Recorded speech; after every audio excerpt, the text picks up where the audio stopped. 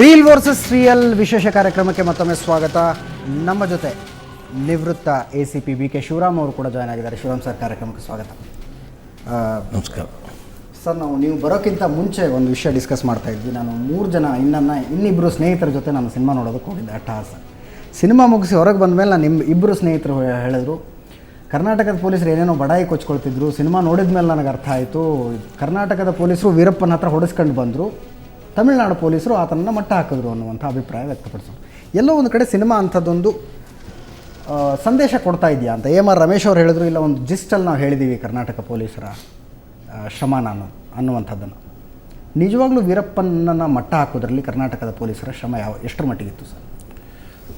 ಅಲ್ಲ, ವೀರಪ್ಪನ ಕಾರ್ಯಾಚರಣೆ ನಾನೊಂದು ಯುದ್ಧಕ್ಕೆ ಹೋಲಿಸ್ತೀನಿ. ನಾನು ಯುದ್ಧದಲ್ಲಿ ಮುಂದೆ ಹೋಗೋರು, ಮೊದಲಿಗೆ ಹೋಗೋರು, ಆ ರಣರಂಗದಲ್ಲಿ ಮುಂದೆ ಹೋಗುವಂಥ ಸೈನಿಕರು ಯಾರಿದ್ದಾರೆ ಅವರು ಪ್ರಾಣ ತ್ಯಾಗ ಮಾಡಲೇಬೇಕಾಗ್ತದೆ. ಅವ್ರಿಗೆ ಗೊತ್ತಿರ್ತದೆ ನಾವು ಪ್ರಾಣ ತ್ಯಾಗ ಮಾಡ್ತೀವಿ, ಆದರೂ ಯುದ್ಧಕ್ಕೆ ಹೋಗಬೇಕು ಅಂಥೇಳಿ. ಆ ಯುದ್ಧದ ಘೋಷಣೆ ಮಾಡೋದು ಯಾವಾಗಲೂ ಜನರಲ್ಲೇ. ಇದು ಭಾಳ ಸೂಕ್ಷ್ಮವಾದ ವಿಚಾರ. ಆಮೇಲೆ ಕರ್ನಾಟಕ ಪೊಲೀಸರು ಏನು ಮಾಡಿದ್ದಾರೆ ಅಂತ ಯಾರಾದರೂ ಪ್ರಶ್ನೆ ಕೇಳಿದ್ರೆ, ವೀರಪ್ಪನ ತಂಡ ಏನಿತ್ತು 100ರ ಮೇಲ್ಗಡೆ 120 140 ವೀರಪ್ಪನ ತಂಡ ಇದ್ದಾಗ ಅದನ್ನು ಯಕಶ್ಚಿತ್ತು 10ಕ್ಕೆ ತಂದವರು ಕರ್ನಾಟಕ ಪೊಲೀಸರು. ಅದರ ಶ್ರೇಯಸ್ಸು ಯಾರು ಬೇಕಾದರೂ ಹೇಳ್ಬೋದು, ನಾವು ಮಾಡಿದ್ದೀವಿ ಅಂತ. ನನ್ನ ಪ್ರಕಾರ ಅದು ಶಂಕರ್ ಬಿದ್ರಿ ಅವ್ರಿಗೆ ಮಾತ್ರ ಸಲ್ಲುತ್ತದೆ. ಅವ್ರ ಜೊತೆ ನೋಡಿ, ನಿಮ್ಗೆ ಹೇಳ್ತೀನಿ, ಕರ್ನಾಟಕ ಪೊಲೀಸ್ನ ನಾಗರಾಜ್ ಅಂತೇಳಿ ಈಗ ಅಡಿಷನಲ್ SP ಆಗಿದ್ದಾರೆ ಬೆಂಗಳೂರು ಜಿಲ್ಲೆಗೆ. ಅವರಿದ್ದಷ್ಟು ಕಾಲ ವೀರಪ್ಪನ ಕಾರ್ಯಾಚರಣೆಯಲ್ಲಿ ಬೇರೆ ಯಾವ ಅಧಿಕಾರಿಗಳು ನನಗೆ ನೆನಪಿಲ್ಲ. ಆನಂತರ ಇರ್ಬೋದು, ಬೇರೆ ಬೇರೆ ಅಧಿಕಾರಿಗಳು ಬೇರೆ ಬೇರೆ ಹಂತದಲ್ಲಿ ಕೆಲಸ ಮಾಡಿದ್ದಾರೆ. ಕೆಲವರು ವರ್ಷಾನುಗಟ್ಟಲೆ ಕೆಲಸ ಮಾಡಿರೋರಿದ್ದಾರೆ, ಕೆಲವರು ತಿಂಗಳಾನುಗಟ್ಟಲೆ ಕೆಲಸ ಮಾಡಿರೋರಿದ್ದಾರೆ.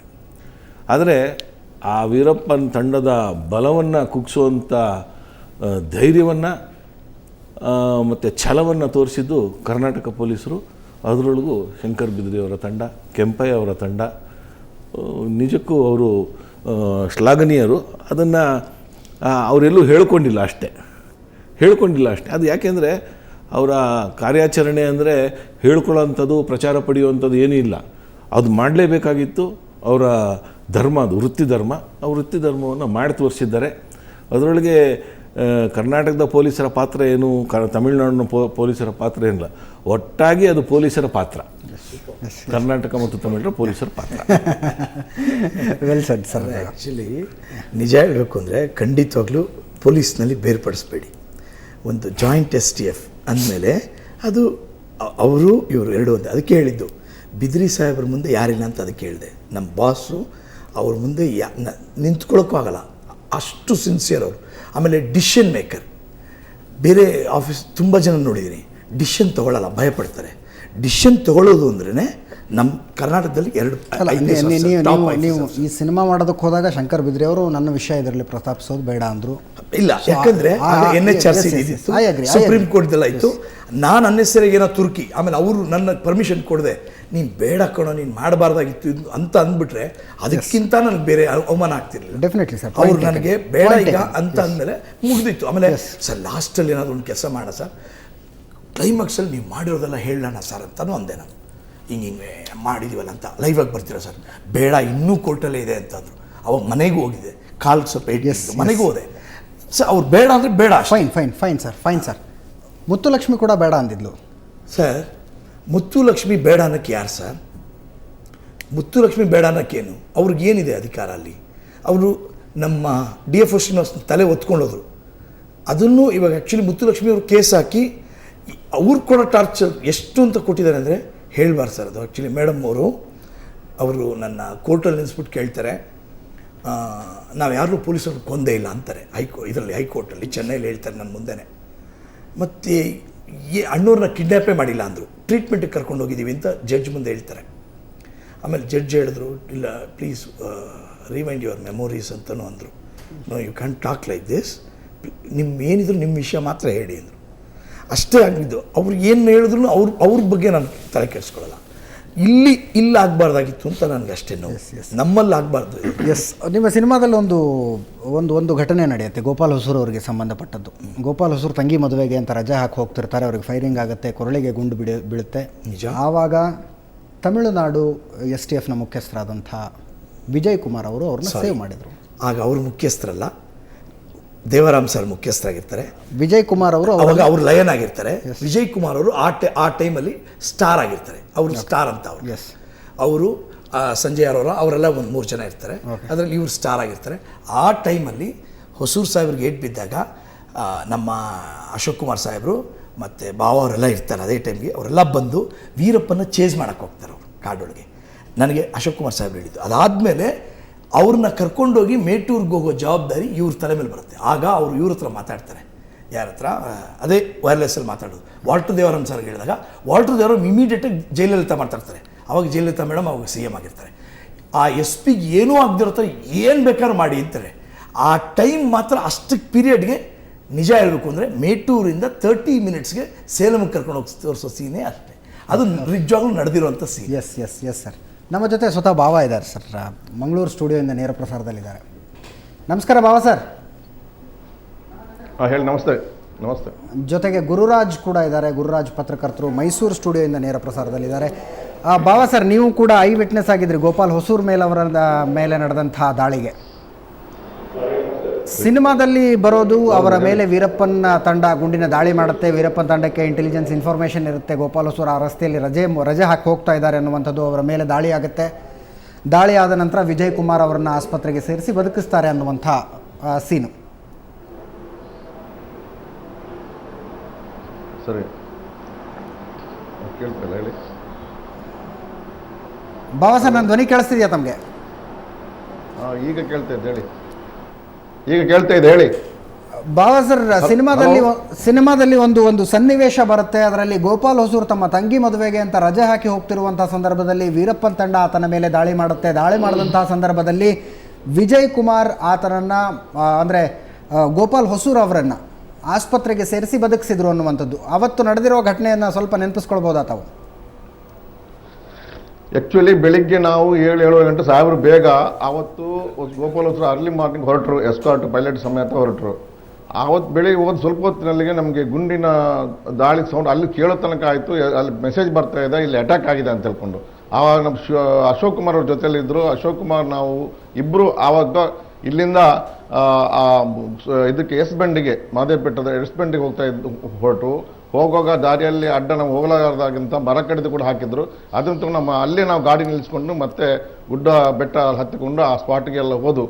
ಆ ಸ್ಪಾಟಿಗೆ ಹೋಗಿ ಮತ್ತೆ ಅವ್ರನ್ನ ಇಮಿಡಿಯೇಟ್ಲಿ ಅವರನ್ನು ಯಾವಾಗ ಸ್ವಲ್ಪ ಲೇಟ್ ಆಗಿದ್ರಂತಂದರೆ ಗೋಪಾಲ್ ಹೊಸೂರು ಇವತ್ತು ನಮ್ಮ ಕಣ್ಣ ಮುಂದೆ ಇರಲಿಕ್ಕೆ ಸಾಧ್ಯ ಇರಲಿಲ್ಲ. ಆ ಶ್ರೀ ಗೋಪಾಲ್ ಹೊಸೂರು ಅವರನ್ನು ಕೂಡಲೇ ನಾವು ಇದು ಮಾಡಿಕೊಂಡು ತಮಿಳ್ನಾಡಿಗೆ ತಿಳಿಸಿ ಮುಂದೆ ತಮಿಳ್ನಾಡು ಹಾಸ್ಪಿಟ್ಲಿಗೆ ಆ ಕಡೆ ನಾವು ಸಾಗಿಸುವಂಥ ಕೆಲಸ ಫಸ್ಟ್ ಕರ್ನಾಟಕ ಪೊಲೀಸರು ಮಾಡಿದರು. ನಂತರ ಅವರು ಖಂಡಿತ ಅವರು ಬೇಕಾದಂಥ ಒಂದು ಟ್ರೀಟ್ಮೆಂಟು ಆಸ್ಪತ್ರೆ ಕರ್ಕೊಂಡು ಹೋಗ್ಬೋದು, ಹೆಲಿಕಾಪ್ಟರ್ ಇರ್ಬೋದು, ಅಲ್ಲಿ ಡಾಕ್ಟರ್ ವ್ಯವಸ್ಥೆ ಇರ್ಬೋದು, ಖಂಡಿತ ಅದನ್ನು ಮಾಡಿದ. ಅದರಲ್ಲಿ 2 ಮಾತಿಲ್ಲ. ಇಷ್ಟು ಆವತ್ತು ಮಾಡಿದ್ದು ನನಗೆ ನೆನಪಿದೆ. ಅದರಿಂದಾಗಿ ಆ ಪ್ರಾಪರ್ ಟ್ರೀಟ್ಮೆಂಟ್ ಅಲ್ಲಿ ಸಿಕ್ಕಿದ ಕಾರಣ ಅವರು ಬದುಕಿದ್ದಾರೆ ಹಾಸ್ಪಿಟ್ಲ್ ಕೂಡ. ಆದರೆ ಕರ್ನಾಟಕ ಪೊಲೀಸರು ಕೂಡ ಶಂಕರ್ ಬಿದ್ರಿ ಅವರು ಕೂಡ ಇದ್ದರು. ಎಲ್ಲರೂ ಸೇರಿಕೊಂಡು ಅವರನ್ನು ಜೀವವನ್ನು ಉಳಿಸಲಿಕ್ಕೆ ಅಂತ ಒಂದು ಸತತ ಪ್ರಯತ್ನವನ್ನು ಕರ್ನಾಟಕದವರು ಫಸ್ಟಿಗೆ, ನಂತರ ಅಲ್ಲಿ ತಮಿಳುನಾಡಿನವರು ಅವ್ರ ಜೊತೆಯಲ್ಲಿ ಸಹಕಾರ, ಇದರಿಂದಾಗಿ ಅವರು ಇವತ್ತು ಉಳಿದಿದ್ದಾರೆ. ಅಂದರೆ ಒಂದು ಮೂಲದವರು ಹೇಳೋ ಪ್ರಕಾರ ಅವತ್ತು ವೈರ್ಲೆಸ್ ಮೆಸೇಜ್ ಗೋಪಾಲ್ ಹೊಸೂರು ಅವರು ಕೊಟ್ಟಾಗ Ashok Kumar wireless message receive ಮಾಡ್ತಾರೆ. ಆನಂತರ ಶಂಕರ್ ಬಿದ್ರಿ ಅವರಿಗೆ ಇಮಿಡಿಯೇಟಾಗಿ ಹೇಳ್ತಾರೆ. ಶಂಕರ್ ಬಿದ್ರಿ ಅವರು ರೋಡ್ ಕ್ಲಿಯರ್ ಮಾಡಿ ಕರ್ಕೊಂಡು ಹೋದರು ಅನ್ನುವಂಥದ್ದು ನಿಮ್ಮ ಪೊಲೀಸ್ ಅಧಿಕಾರಿಗಳ ಕಡೆಯಿಂದನೇ ತಿಳಿದು ಬರುವಂಥ ಮಾಹಿತಿ. ಹೇಳಿ, ನಿಜ ಹೇಳಿ. ಅಲ್ಲ, ವಿಜಯ್ ಕುಮಾರ್ ಎಲ್ಲಿದ್ರು ಅಂತ ಘಟನೆ ನಡೆದಾಗ? ವಿಜಯ್ ಕುಮಾರ್ ಅವರು ಕರ್ನಾಟಕದಲ್ಲಿ ಇಲ್ಲ, ಅವರು ತಮಿಳುನಾಡಿನಲ್ಲಿದ್ದರು. ಅವರು ಮುಂದೆ ಅಲ್ಲಿ ಸಾಗಿಸಿದ ನಂತರ ಅವ್ರ ಮುಂದಿನ ಟ್ರೀಟ್ಮೆಂಟ್ಗೆ ಅವರು ವ್ಯವಸ್ಥೆ ಮಾಡಿದರು, ಅದು ನಿಜ.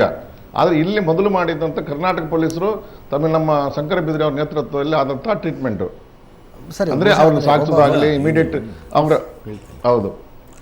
ಅಲ್ಲ, ಇಲ್ಲಿ ಕರ್ನಾಟಕ ನಿರ್ದೇಶಕನ ಸ್ವಾತಂತ್ರ್ಯ ಇರುತ್ತೆ. ಐ ಅಗ್ರಿ, ನಿರ್ದೇಶಕನ ಸ್ವಾತಂತ್ರ್ಯ ಇರಲ್ಲ.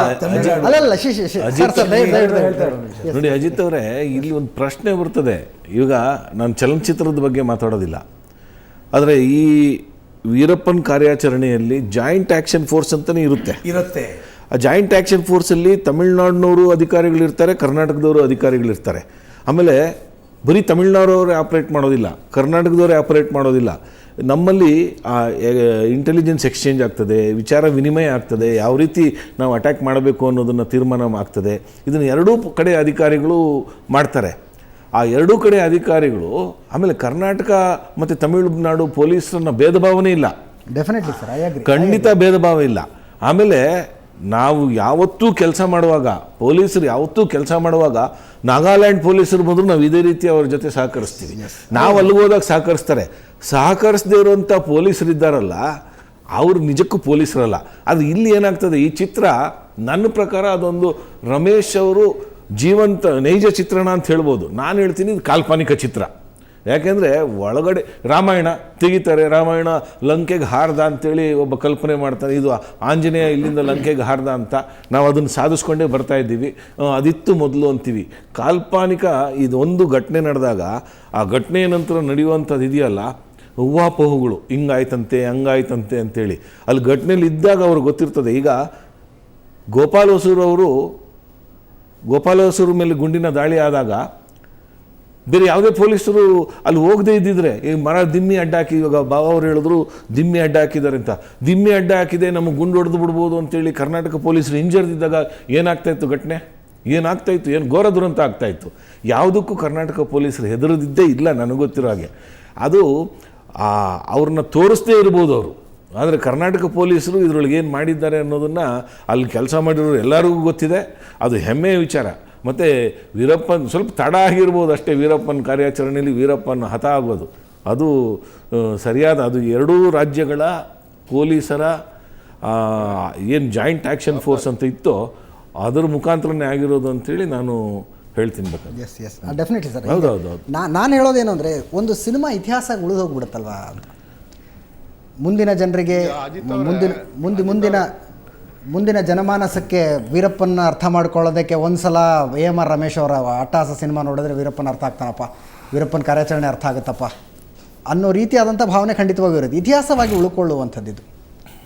ಇಲ್ಲ ಇಂಥ ಸಂದರ್ಭದಲ್ಲಿ ಅವರು ಮಾಡಿಲ್ಲ ಇವ್ರು ಮಾಡಿಲ್ಲ ಅಂತ ನಾನು ಹೇಳೇ definitely you have not. Yes, ಸ್ವತಃ ಗೋಪಾಲ್ ಹೊಸೂರ್ ಸರ್ ನಮ್ಮ ಜೊತೆಗಿದ್ದಾರೆ, ರಾಜ್ಯ ಗುಪ್ತವಾರ್ತೆಯ ಮುಖ್ಯಸ್ಥರಾಗಿರುವಂಥವರು. ಈ ಸಂದರ್ಭದಲ್ಲಿ ಗೋಪಾಲ್ ಹೊಸೂರ್ ಸರ್ ವೀರಪ್ಪನಿಂದ ಅವರ ಕೊರಳಿಗೆ ಗುಂಡು ಬಿದ್ದಂಥ ಸಂದರ್ಭದಲ್ಲಿ ಪವಾಡ ಸದೃಶ ರೀತಿಯಲ್ಲಿ ಬದುಕುಳಿದಂಥವರು. ಆವತ್ತಿನ ಘಟನೆ ಬಗ್ಗೆ ಸ್ವತಃ ಅವರೇ ಎಕ್ಸ್ಪ್ಲೇನ್ ಮಾಡ್ತಾರೆ. ಸರ್ ನಮಸ್ಕಾರ. ಸರ್ ನಮಸ್ಕಾರ. ಈಗಷ್ಟೇ ತಮ್ಮ ಮೇಲೆ ನಡೆದಂಥ ಗುಂಡಿನ ದಾಳಿ ಮತ್ತು ಅದನ್ನು ಅಟ್ಟಹಾಸ ಸಿನಿಮಾದಲ್ಲಿ ತೋರಿಸಿರೋದ್ರ ಬಗ್ಗೆ ನಾವು ಮಾತಾಡ್ತಾ ಇದ್ವಿ. ಒಂದು ಸಲ ರೀಕಾಲ್ ಮಾಡ್ಕೋಬೋದಾ ಸರ್ ಆವತ್ತಿನ ಘಟನೆನ? ಖಂಡಿತವಾಗಿ ರೀಕಾಲ್ ಮಾಡ್ಕೋಬೋದು. ಮೊದಲೇದಾಗಿ STF ಸೆಟಪ್ ಆಯಿತು ಶಂಕರ್ ಬಿದರಿತೆ ಅವರ ನೇತೃತ್ವದಲ್ಲಿ. ನಾನು ಅದಕ್ಕಿಂತ ಪೂರ್ವದಲ್ಲಿಯೂ ಸಹ STFನಲ್ಲಿ ಕೆಲಸ ಮಾಡಿದ್ದೆ. ಸನ್ಮಾನ್ಯ ಈ ರಾಜ್ಯ ಕಂಡ ಅತ್ಯಂತ ಒಬ್ಬ ದಕ್ಷ, ಪ್ರಾಮಾಣಿಕ, ಸರಳ, ಸಜ್ಜನ ಪೊಲೀಸ್ ಅಧಿಕಾರಿ ಅಂತ ಮಡಿಯಾಳ್ ಸಾಹೇಬರು STF ಇರಲಿಲ್ಲ, ಕರ್ನಾಟಕ ರಾಜ್ಯದ ಪೊಲೀಸ್ ಪಡೆಯ ಈ ವೀರಪ್ಪನ ಕಾರ್ಯಾಚರಣೆ ನೇತೃತ್ವವನ್ನು ವಹಿಸಿಕೊಂಡಿದ್ದರು. ಆದರೆ ಕಾರಣಾಂತರದಿಂದ ನಾನು ಆ STFನಿಂದ ಬಿಟ್ಟು ಹುಬ್ಬಳ್ಳಿ ಧಾರವಾಡಿಗೆ DCP ಆಗಿ ಹೋದೆ. ಆ ನಂತರ ವೀರಪ್ಪನ ಅಟ್ಟಹಾಸ ಮಿತಿಮೀರಿತು. ಆ ಮಿತಿಮೀರಿದ್ದರಿಂದ ಒಂದು STFನ್ನು ಕಾನ್ಸ್ಟಿಟ್ಯೂಟ್ ಮಾಡಿದರು. ಅದಕ್ಕೆ ರಾಜ್ಯದಲ್ಲಿ ಹುಡುಕಾಡಿ ನೋಡಿದಾಗ ಅತ್ಯಂತ ಒಬ್ಬ ದಕ್ಷ ಯೋಗ್ಯ ಅಧಿಕಾರಿ ಯಾರು ಅಂತ ನೋಡಿದಾಗ ಶಂಕರ್ ಬಿದರಿ ಅವರ ಹೆಸರು ಸಾಮಾನ್ಯವಾಗಿ ಎಲ್ಲರ ಮುಂದೆ ಬಂತು. ಅವರು ಸಹ ಹೋಗಿ STFನ ನೇತೃತ್ವವನ್ನು ವಹಿಸಿಕೊಂಡ್ರು ಮತ್ತು STFನ ಸಮಗ್ರವಾಗಿ ಬೆಳವಣಿಸಿದ್ದು ಶಂಕರ್ ಬಿದರಿ ಅವರು. ಯಾಕಂದರೆ ಒಂದು ಕಾರ್ಯಾಚರಣೆಯನ್ನು ಹ್ಯಾಂಡಲ್ ಮಾಡೋದು ಅಷ್ಟು ಸರಳವಾದಂಥ ಕೆಲಸ ಅಲ್ಲ. ಅವರು ಬಂದ ನಂತರ ಈ ಕಾರ್ಯಾಚರಣೆಗೆ ಒಂದು ಸ್ಪಷ್ಟವಾದಂತಹ ರೂಪರೇಷೆಗಳನ್ನ ಕೊಡ್ತಾ ಬಂದರು. ಯಾಕಂದರೆ ಶಂಕರ್ ಬಿದರಿ ಸಾಹೇಬರು ನನಗೆ ಮುಂಚೆಯಿಂದ ಪರಿಚಯ, ಸುಮಾರು 30-32 ವರ್ಷಗಳಿಂದ ಅವ್ರ ಪರಿಚಯ ಇದೆ. ಅವರ ಕಾರ್ಯವೈಖರಿಯನ್ನು, ಕಾರ್ಯದಕ್ಷತೆಯನ್ನು ನಾನು ನೋಡಿದ್ದೇನೆ. ನಾನು ಅವ್ರ ಜೊತೆ ಕೆಲಸ ಮಾಡಿದ್ದೇನೆ, ಅವರ ಅಧೀನದಲ್ಲಿ ಕೆಲಸ ಮಾಡಿದ್ದೇನೆ. ಅವ್ರಿಗೇನೋ ನನ್ನ ಮೇಲೆ ಒಂದು ನಂಬಿಕೆ ಮತ್ತು ವಿಶ್ವಾಸ ಇತ್ತು. ಗೋಪಾಲ್ ಹೊಸೂರ್ ಅವ್ರನ್ನ ನಮ್ಮ STFಗೆ ನಾವು ಸೇರಿಸ್ಕೊಳ್ಬೇಕು ಅಂತ ಹೇಳಿ ನನಗೆ SP STF ಆಗಿ ಅವ್ರು ಪೋಸ್ಟಿಂಗ್ ಮಾಡಿಸಿದರು. ನಾನು STFನ್ನು ಸೇರಿಕೊಂಡು ಸಾಹೇಬರ ಒಂದು ಜೊತೆ ಚರ್ಚೆ ಮಾಡಿ ಮಾರ್ಗದರ್ಶನಗಳನ್ನು ತೆಗೆದುಕೊಳ್ತಾ ಇದ್ದೆ. ನನಗೆ ಮುಖ್ಯವಾಗಿ ಆ ಸಂದರ್ಭದಲ್ಲಿ ಕಂಡು ಬಂದಿದ್ದೇನಂತಂದರೆ, ಈ ಕಾರ್ಯಾಚರಣೆಯಲ್ಲಿ ನಮಗೆ ಮಾಹಿತಿಯ ಅಭಾವ ಇತ್ತು. ಮಾಹಿತಿಯ ಅಭಾವ ಯಾಕಿತ್ತು ಅಂತಂದರೆ, ಆ ಪ್ರದೇಶದ ಜನ ನಮ್ಮ ಕಾರ್ಯಾಚರಣೆಗೆ ಸಹಕಾರ ಕೊಡ್ತಿರಲಿಲ್ಲ. ಬಹುಶಃ ಆ ಹಿಂದೆ ನಡೆದಂಥ ಅನೇಕ ಘಟನೆಗಳನ್ನ ನೋಡಿದಾಗ ಜನರಿಗೆ ಪೊಲೀಸರ ಜೊತೆಯಲ್ಲಿ ಒಂದು ಒಳ್ಳೆಯ ಸಂಬಂಧ ಇಟ್ಕೊಳ್ಬೇಕು ಅಂತಕ್ಕಂಥ ಭಾವನೆ ಇರಲಿಲ್ಲ ಅಂತ ಅನಿಸ್ತದೆ. ಆದ ಕಾರಣ ಜನರ ಭಾವನೆಯನ್ನು ಗಳಿಸೋ ಸಲುವಾಗಿ ಅನೇಕ ಕಾರ್ಯಕ್ರಮಗಳನ್ನ ನಾವು ಹಾಕ್ಕೊಂಡ್ವಿ. ನಾನು ಮತ್ತು GA ಬಾವ ಅವರಿದ್ದರು. ಅವರು ಅನೇಕ ಸಂದರ್ಭಗಳಲ್ಲಿ ತಮಿಳುನಾಡಿಗೆ ಪಾಲಾರ್ಗೆಲ್ಲ ಹೋಗಿ ಬಂದ್ವಿ. ಅನೇಕ ಕಾರ್ಯಾಚರಣೆಗಳನ್ನ ಸಣ್ಣ ಪುಟ್ಟ ಕಾರ್ಯಾಚರಣೆಗಳನ್ನ ನಾವು ಕೈಗೊಂಡ್ವಿ. ಅವತ್ತಿನ ದಿವಸ ಅಂದರೆ 24th ಮೇ, ಆವಾಗ ನಮ್ಮ ತಂಗಿಯ ಒಂದು ಮದುವೆ ಫಿಕ್ಸ್ ಆಗಿತ್ತು ಮತ್ತು ಆ ಮದುವೆಗೆ ನಾನು ಇರಬೇಕಾದಂಥ ತೀವ್ರವಾದಂಥ ಒಂದು ಅವಶ್ಯಕತೆ ಇತ್ತು. ಹಿಂದಿನ ರಾತ್ರಿ ನಾನು ಬಿದ್ರಿ ಸಾಹೇಬರಲ್ಲಿ ಕೇಳಿಕೊಂಡೆ, ನನಗೆ ಕೆಲವೊಂದು ದಿನ ಈ ಮದುವೆಗೆ ಹೋಗಿ ಬರಬೇಕಾಗಿದೆ, ಒಂದು ಪರವಾನಗಿಯನ್ನು ಕೊಡಿ, ಯಾಕಂದರೆ ಮದುವೆ ಇನ್ನೊಂದು ವಾರದಲ್ಲೇ ಇತ್ತದು. ಮತ್ತು ನಾನು ಅಲ್ಲಿ ಮದುವೆಗೆ ಹೋಗದೇ ಇದ್ದರೆ ಅದು ಸರಿಯಲ್ಲ ಅಂತಕ್ಕಂಥ ಒಂದು ಭಾವನೆ ಕೂಡ ನನ್ನದಾಗಿತ್ತು.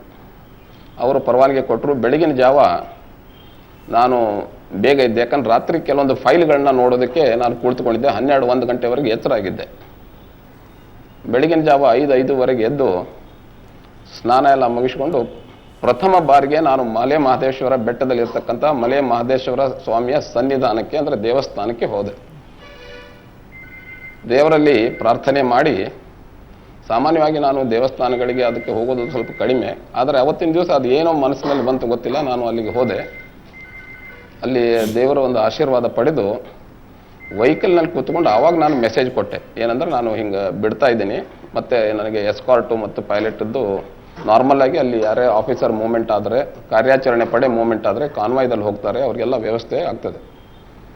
ನಾವು ಹೆಡ್ ಕ್ವಾರ್ಟರ್ಸ್ ಬಿಟ್ಟು, ಅಂದರೆ ನಮ್ಮ ಟಾಸ್ಕ್ ಫೋರ್ಸ್ ಹೆಡ್ ಕ್ವಾರ್ಟರ್ಸ್ MMMillsನಲ್ಲಿತ್ತು, ಅಲ್ಲಿಂದ ಬಿಟ್ಟು ಹೋಗಿ ಒಂದು 15 ನಿಮಿಷದಲ್ಲೇ ಅನಿರೀಕ್ಷಿತವಾಗಿ ಬಹಳ ದೊಡ್ಡ ಗುಂಡಿನ ಒಂದು ದಾಳಿ ನಡೀತು. ನನ್ನ ಎದುರುಗಡೆ ಇದ್ದಂಥ ಜೀಪು ಸ್ಫೋಟವಾಯಿತು. ನನ್ನ ಜೀಪಿನ ಮೇಲೆ ಒಂದು 27 ಗುಂಡುಗಳ ಒಂದು ಸುರಿಮಳೆ ಆಯಿತು. ಯಾಕಂದರೆ ನಂತರ ನೋಡಿದವ್ರು ಹೇಳಿದ್ರು ಒಂದು 27 ಬುಲೆಟ್ಸ್ ವೆಹಿಕಲ್ಗೆ ಹೊಡೆದಿತ್ತಂತ. ನನ್ನ ಡ್ರೈವರ್ ರವಿ ಇತ್ತೀಚೆಗೆ ಅವ್ರು ತೀರ್ಕೊಂಡ್ರು. ಅವರು ನಾನು ಇಬ್ಬರೇ ಮಾತ್ರ ಆ ಜೀಪ್ನಲ್ಲಿ ಇದ್ವಿ. ನಾನು ಹಿಂದಿನ ಜೀಪ್ನಲ್ಲಿ 6 ಜನ ಇದ್ದರು. ಈ ಗುಂಡಿನ ದಾಳಿ ಆದಾಗ ಡ್ರೈವರ್ ಬ್ರೇಕ್ ಹಾಕಿದರು. ಬ್ರೇಕ್ ಹಾಕಿದ ತಕ್ಷಣ ಗಾಡಿ ಹಿಂದೆ ಬರೋದಕ್ಕೆ ಪ್ರಾರಂಭವಾಯಿತು. ಆದರೂ ಸಹ ಗುಂಡಿನ ಕಾಳಗ ನಡೀತಾನೆ ಇತ್ತು.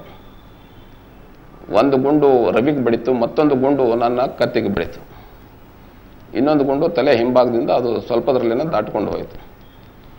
ತಕ್ಷಣ ವಿಪರೀತ ರಕ್ತಸ್ರಾವ ಆಗೋದಕ್ಕೆ ಪ್ರಾರಂಭವಾಯಿತು. ನನಗೆ ಗೊತ್ತಾಗಲಿಲ್ಲ ಏನು ಆ ಕ್ಷಣದಲ್ಲಿ ಹೇಗೆ ಅಂಥೇಳಿ. ಆದರೆ ನನ್ನ ಹಿಂದಿನ ತಂಡದವರು ಪ್ರತಿ ದಾಳಿಯನ್ನು ಪ್ರಾರಂಭ ಮಾಡ್ತಾ ಇದ್ದರು. ನಾನು ಒಂದು ವೈರ್ಲೆಸ್ ಮೆಸೇಜ್ ಹೆಡ್ ಕ್ವಾರ್ಟರ್ಸ್ಗೆ ಕೊಟ್ಟೆ, ಹೀಗೆ ನಾವು ಅಟ್ಯಾಕ್ನಲ್ಲಿ ಆಗಿದ್ದೀವಿ, ವೀರಪ್ಪನ ತಂಡ ಭಾಳ ದೊಡ್ಡದಾಗಿದೆ ಮತ್ತು ಗುಂಡಿನ ಸುರಿಮಳೆ ನಡೀತಾ ಇದೆ, ತಕ್ಷಣ ನಮಗೆ ಒಂದು ರೀಇನ್ಫೋರ್ಸ್ಮೆಂಟ್ ಬೇಕು ಅಂತಕ್ಕಂಥ ಮೆಸೇಜನ್ನು ಕೊಟ್ಟೆ. ಆ ಸ್ಲೋಪ್ ಇದ್ದಿದ್ದರಿಂದ ಜೀಪ್ ಹಿಂದೆ ಬರೋದಕ್ಕೆ ಪ್ರಾರಂಭವಾಯಿತು. ಯಾಕಂದ್ರೆ ಡ್ರೈವರ್ ಕೂಡ ಇಂಜರ್ ಆಗಿತ್ತು, ಅವನಿಗೂ ಕೂಡ ಜೀಪನ್ನು ಕಂಟ್ರೋಲ್ ಮಾಡ್ತಕ್ಕಂಥ ಒಂದು ಸ್ಥಿತಿಯಲ್ಲಿರಲಿಲ್ಲ. ಅಷ್ಟರಲ್ಲೇ ಒಂದು 10-15 ನಿಮಿಷದಲ್ಲೇ, ಬಹುಶಃ ಅದು ನಾನು ಅದೃಷ್ಟ ಅಂತ ಅಂದ್ಕೊಂಡಿದ್ದೀನಿ ನಾನು, ಅಲ್ಲಿಗೆ BB ಅಶೋಕ್ ಕುಮಾರು, GA ಬಾಬಾ ಅವರು ಬಿದರಿ ಸಾಹೇಬರಿಗೆ ಮಾಹಿತಿಯನ್ನು ಕೊಟ್ಟು ಅವರು ಇಮಿಡಿಯೇಟ್ಲಿ ಸ್ಪಾಟಿಗೆ ಬಂದರು. ಅವರು ಸ್ಪಾಟ್ ರೀಚ್ ಆಗೋದಕ್ಕೂ ಕೂಡ ವೀರಪ್ಪನ ತಂಡ ಬಹಳ ಸಿಸ್ಟಮ್ಯಾಟಿಕ್ ಪ್ಲ್ಯಾನ್ ಮಾಡಿತ್ತು. ಯಾಕಂದ್ರೆ ನನ್ನ ಕಾನ್ವಾಯ್ ದಾಟಿದ ನಂತರ ಒಂದು ದೊಡ್ಡ ಮರವನ್ನು ರಸ್ತೆಗೆ ಅಡ್ಡ ಹಾಕಿಬಿಟ್ಟಿದ್ರು, ಅಂದರೆ ಯಾರಿಗೂ ಆಕ್ಸೆಸ್ ಸಿಗಬಾರ್ದು ಅಂತ. ಅವರು ನನ್ನ ಕಂಡೀಷನ್ ನೋಡಿದರು. ನಾನು ಇನ್ನೂ ಒಂದು ಸಣ್ಣದಾಗಿ ಮಾತಾಡ್ತಕ್ಕಂಥ ಒಂದು ಪರಿಸ್ಥಿತಿ ಇತ್ತು. ನಾನು ಫಸ್ಟ್ ಅವ್ರಿಗೆ ನಾನು ಹೇಳಿದ್ದೇನಂತಂದರೆ, ಕೊಳ್ಳೇಗಾಲ ಹಾಸ್ಪಿಟ್ಲಿಗೆ ನಾನು ತೆಗೆದುಕೊಂಡು ಹೋಗಬೇಡಿ ಅಂತ ಹೇಳಿದೆ. MMMills ಹಾಸ್ಪಿಟ್ಲಿಗೆ ಹೋಗೋಣ ಅಂತ ಹೇಳಿದೆ. ಅವರು ಇಮಿಡಿಯೇಟ್ಲಿ ನನ್ನನ್ನು ಲಿಫ್ಟ್ ಮಾಡಿ ಅವರು ತಮ್ಮ ಜೀಪಿಗೆ ಹಾಕಿದರು ಮತ್ತು ಅವರ ಕಾರ್ಯಾಚರಣೆಯನ್ನು ಮುಂದುವರಿಸಿಕೊಂಡ್ರು. ಆ ಮರ ಏನೋ ಅಡ್ಡ ಬಿದ್ದಿತ್ತು, ಅದನ್ನು ಸೈಡಿಗೆ ಸರಿಸಿ MMMills ಹಾಸ್ಪಿಟಲ್ಗೆ ನಾನು ತೆಗೆದುಕೊಂಡು ಬಂದರು. ಅಷ್ಟರಲ್ಲಿ ಬಿದರಿ ಸಾಹೇಬರನ್ನು ಎಲ್ಲ ರೆಡಿಯಾಗಿ ನಿಂತಿದ್ದರು. ನಾನು ಫಸ್ಟ್ ಕರ್ಕೊಂಡು ಹೋಗಿದ್ದು MM Hills ಇದ್ದಂಥ ಒಂದು ಸಣ್ಣ ಆಸ್ಪತ್ರೆಗೆ, ಗೌರ್ಮೆಂಟ್ ಆಸ್ಪತ್ರೆ ಇತ್ತು. ಇನ್ನೂ ಕೂಡ ನನಗೆ ನೆನಪಿದೆ, ಅಲ್ಲಿ ಆಯಾ ಹೊರಗಡೆ ಬಂದು ಡಾಕ್ಟರ್ ರಜೆ ಮೇಲೆ ಇದ್ದಾರೆ ಇವತ್ತು ಅಂತ ಹೇಳಿದ್ಲು. ಏನು ಮಾಡಬೇಕು ಅಂತ ಗೊತ್ತಾಗಲಿಲ್ಲ, ಯಾಕಂದ್ರೆ ವಿಪರೀತ ರಕ್ತಸ್ರಾವ ಆಗ್ತಾ ಇದೆ, ಮಾತನಾಡ್ತಕ್ಕಂಥ ಶಕ್ತಿ ಉಳಿದಿಲ್ಲ, ಮತ್ತು ಮೈ ತುಂಬ ಎಲ್ಲ ರಕ್ತ ಹೆಪ್ಪುಗಟ್ಟುತ್ತಾ ಇದೆ. ಆಮೇಲೆ ನನ್ನ ಡ್ರೈವರ್ನ ಬೇರೆ ವಾಹನದಲ್ಲಿ ಸಾಗಿಸಿದ್ರು ಏನೂ ಗೊತ್ತಾಗಲಿಲ್ಲ ನನಗೆ ಆ ಸಂದರ್ಭದಲ್ಲಿ. ಬಿದರಿ ಸಾಹೇಬರು ಇಮಿಡಿಯೇಟ್ಲಿ ತಕ್ಷಣ ನೀವು ಮೆಟ್ಟೂರ್ ಕೆಂಪ್ಲಾಸ್ಟ್ ಹಾಸ್ಪಿಟಲ್ಗೆ ಶಿಫ್ಟ್ ಮಾಡಬೇಕು ಅಂತ ಒಂದು ಡಿಸಿಷನ್ ತೊಗೊಂಡ್ರು. ನಾವು ಸಿದ್ದಮಲ್ಲಪ್ಪ ಅಂತ ಇನ್ಸ್ಪೆಕ್ಟರ್ನ ಜೊತೆ ಮಾಡಿ ಅವ್ರದ್ದೇ ಆದಂಥ ಒಂದು ವೆಹಿಕಲ್ನ ಕಾರನ್ನು ನಾನು ಕೊಟ್ಟು ಸಾಗಿಸಿದ್ರು. ಒಂದು ಅರ್ಧ ದಾರಿ ಹೋಗೋ ಅಷ್ಟರಲ್ಲೇ ನಾನು ಬಹುಶಃ ಮೂರ್ಛೆ ಹೋದೆ. ಮೂರ್ಛೆ ಹೋಗೋಕ್ಕಿಂತ ಪೂರ್ವದಲ್ಲಿ ಒಂದು ನಿರ್ಧಾರ ನನ್ನ ಮನಸ್ಸಿನಲ್ಲಿ ಬರ್ತಾ ಇತ್ತು, ಯಾವುದೇ ಪರಿಸ್ಥಿತಿಯಲ್ಲಿ ನಾನು ಬದುಕುಳಿಬೇಕು ಅಂತಕ್ಕಂಥ ಒಂದು ಏನೋ ಅದು ಒಂದು ಆ ಫೀಲಿಂಗ್, ಗಟ್ ಫೀಲಿಂಗ್ ಅದು. ಬಹುಶಃ ಯಾರಾದರೂ ಈ ಸಂದರ್ಭದಲ್ಲಿದ್ದರೆ ಅದೇ ಥರ ಫೀಲಿಂಗ್ ಬರ್ಬೋದು ಅಂತಕ್ಕಂಥ ಫೈಟ್ ಔಟ್ ಮಾಡಬೇಕು, ಬದುಕಬೇಕು, ಮತ್ತು ನಾನು ಸರಳವಾಗಬೇಕು, ಹಾಸ್ಪಿಟಲ್ ಮುಟ್ಟುವರೆಗೆ ಆದರೂ ನಾನು ಅಲೈವ್ ಆಗಿರಬೇಕು ಅಂತ. ಮೆಟ್ಟೂರು ಮುಟ್ತಾ ಇದ್ದಾಗೇ ಅಲ್ಲಿ ಕೆಂಪ್ಲಾಸ್ಟ್ ಹಾಸ್ಪಿಟಲ್ ಡಾಕ್ಟರು ಓಡಿ ಬಂದು ಅಲ್ಲೇ ರಸ್ತೆಯಲ್ಲೇ ನನಗೆ ಕೆಲವೊಂದು ಇಂಜೆಕ್ಷನ್ಗಳನ್ನು ಚುಚ್ಚತಕ್ಕಂಥ ಒಂದು ಭಾಸವಾಯಿತು. ಆ ನಂತರ ಏನಾಯಿತು ಅಂತ ನನಗೆ ಗೊತ್ತಿಲ್ಲ. ನಂತರ ನಡೆದಂತಹ ಘಟನೆಗಳನ್ನೆಲ್ಲ ನಾನು ಕೇಳಿ ತಿಳಿದುಕೊಂಡಿದ್ದು. ಯಾಕಂದರೆ ಮೆಟ್ಟೂರಿನಿಂದ ಸೇಲಂಗೆ ಹೋಗಬೇಕಂದ್ರೆ ನಿಯರೆಸ್ಟ್ ಒಬ್ಬ ಕಾರ್ಡಿಯೋಥೊರಾಸಿಕ್ ಸರ್ಜನ್, ಯಾಕಂದರೆ ಇದು ಕತ್ತಿಗೆ ಗುಂಡು ಬಡ್ದಿದ್ದರಿಂದ ಆ ಗುಂಡು ಶ್ವಾಸಕೋಶ, ಅನ್ನನಾಳ ಅಂದರೆ ಈಸೋಫೆಗಸ್, ಟ್ರ್ಯಾಕಿಯನ್ನು ಕಟ್ ಮಾಡಿ ಲಂಗ್ಸ್ಗೆ ಹೋಗಿತ್ತು. ಇಂಥ ಒಂದು ಕಾಂಪ್ಲಿಕೇಟೆಡ್ ಸಿಚುವೇಶನ್ ಇದ್ದಾಗ ಬಹುಶಃ ಬಚಾವಾಗೋದು, ಸರ್ವೈವ್ ಆಗೋದು ಸಾಧ್ಯನೇ ಇಲ್ಲ. ಯಾಕಂದರೆ ಆಪರೇಷನ್ ಥಿಯೇಟರ್ನಲ್ಲಿ ಕೂಡ ಈ ಥರದ ಇಂಜರಿಗಳಾದರೆ ಜನ ಸಾಯ್ತಾರೆ. ಆದರೆ ಆ ಸಂದರ್ಭದಲ್ಲಿ ನನಗೆ ತಿಳಿಸಿದ್ದು ಏನಂತಂದರೆ, ವಿಜಯ್ ಕುಮಾರ್ ಅವರು ನನಗೆ ತುಂಬ ಪರಿಚಯ ಆದಂಥ ಒಬ್ಬ ಅಧಿಕಾರಿ. ಯಾಕಂದರೆ ನಾನು ಹಿಂದೆ ಟಾಸ್ಕ್ ಫೋರ್ಸ್ನಲ್ಲಿ ಕೆಲಸ ಮಾಡ್ತಾ ಇದ್ದಾಗ ವಿಜಯ್ ಕುಮಾರ್ ಅವ್ರ ಜೊತೆಗೆ ಅನೇಕ ಸಾರಿ ನಾನು ಕಾರ್ಡ್ಗಳಲ್ಲಿ ಅಲ್ದಾಡಿದ್ದೇನೆ, ಅವ್ರ ಜೊತೆ ಭೇಟಿಯಾಗಿದ್ದೇನೆ, ಸಭೆಗಳಲ್ಲಿ ಭಾಗವಹಿಸಿದ್ದೇನೆ. ಅಲ್ಲಿ ಸಂಜಯ್ ಅರೋರಾ ಅಂತಕ್ಕಂಥ ಒಬ್ಬ ಯುವ IPS ಅಧಿಕಾರಿ ಕೂಡ ಆ ಸಂದರ್ಭದಲ್ಲಿ ಇರ್ತಾ ಇದ್ರು 1992ದಲ್ಲಿ. ಅವಾಗ ನನಗೆ ಗೊತ್ತಾಗಿದ್ದು ಏನಂತಂದರೆ, ಮೆಟ್ಟೂರಿನಿಂದ ಹಿಡಿದು ಸೇಲಂವರೆಗೆ ರಸ್ತೆಯಲ್ಲಿ ಯಾವುದೇ ವಾಹನ ಅಡ್ಡಿ ಬರದ ಹಾಗೆ ಪೂರ್ತಿ ರಸ್ತೆಯನ್ನು ಕ್ಲಿಯರ್ ಮಾಡಿಟ್ಟಿದ್ರು. ಆಮೇಲೆ ನನಗೆ ನಂತರ ನೆನಪಿರೋದು ಏನಂದರೆ, ಒಂದು ಟ್ರಾಲಿ ಮೇಲೆ ಹಾಕ್ಕೊಂಡು ನಾನು ಓಡಿಸ್ತಾ ಇದ್ದಾರೆ. ಅದಾದ ನಂತರ ನಾನು ಮಾರನೇ ದಿವಸದವರೆಗೆ ನಾನು ಎಚ್ಚರ ಇರಲಿಲ್ಲ. ಮಾರನೇ ದಿವಸ ಬೆಳಿಗ್ಗೆ ಎದ್ದಾಗ ನನ್ನ ತಾಯಿ ಮತ್ತು ನನ್ನ ಹೆಂಡತಿ ಅವರು ಹುಬ್ಬಳ್ಳಿಯಲ್ಲಿ ಇರ್ತಾ ಇದ್ರು. ರಾತ್ರೋರಾತ್ರಿ ಅಚ್ಯುತರಾವ್ ಸಾಹೇಬ್ರು ಅವ್ರಿಗೊಂದು ವೆಹಿಕಲ್ ಮಾಡಿಸಿ ಬೆಂಗಳೂರಿಗೆ ಸೇಲಂಗೆ ಸಾಗಿಸಿದ್ರು. ನಮ್ಮ ಅಣ್ಣ ಅವಾಗ ಮೈಸೂರಿನಲ್ಲಿ ಇರ್ತಾ ಇದ್ರು. ಅವರು ತಮ್ಮ ಹೆಂಡತಿಯನ್ನು ಕರ್ಕೊಂಡು, ನಮ್ಮ ಅತ್ತಿಗೆಯನ್ನು ಕರ್ಕೊಂಡು ಮೈಸೂರಿಗೆ ಬಂದಿದ್ರು. ನನ್ನ ಒಬ್ಬ ಸ್ನೇಹಿತ ಆನಂದ್ ದೇವ್ ಅಂತೇಳಿ ಬೆಂಗಳೂರಿಂದ ಅವರು ವಿಷಯ ತಿಳ್ಕೊಂಡು ಅವರು ಸೇಲಂಗೆ ಬಂದರು. ಆವಾಗ ಒಂದು ಎಮರ್ಜೆನ್ಸಿ ಟ್ರ್ಯಾಕಿಯೋಸ್ಟಮಿ ಅಂತ ಮಾಡಿ ಆಕ್ಸಿಜನ್ ಕನೆಕ್ಷನ್ನ ನನ್ನ ಲಂಗ್ಸ್ಗೆ ನೇರವಾಗಿ ಕೊಟ್ಟರು.